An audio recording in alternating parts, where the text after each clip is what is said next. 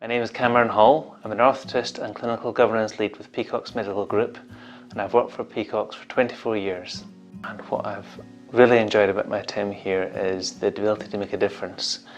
Making a difference to the patients' lives that we see, but also making a difference indirectly through the company, through the values, behaviours, and policies and procedures we're able to roll out. I've worked with Rosie for about 10 years.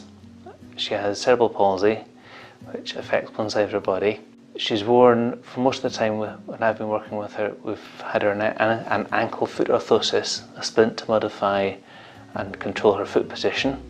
It's helped her make the most of her mobility and maintain her muscle range over the last 10 years. Rosie is a fantastic little girl, or not so little girl now.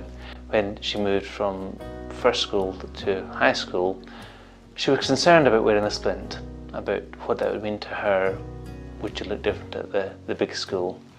And we, as a team, myself, physiotherapist and Rosie's mum, listened to her. We explored various options, what we could do, and we tried various other orthoses that were alternatives. They were tried for a few months.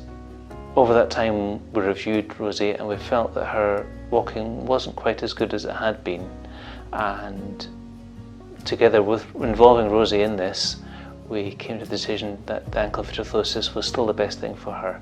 So we cast for that and put her back into that. It's lovely to see Rosie grow and develop from a little girl into a young lady, and I'm very proud that what Peacocks have been able to do to play their part in assisting her in that journey.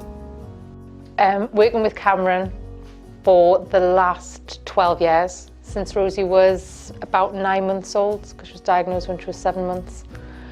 She has had a great experience with Peacocks and Cameron.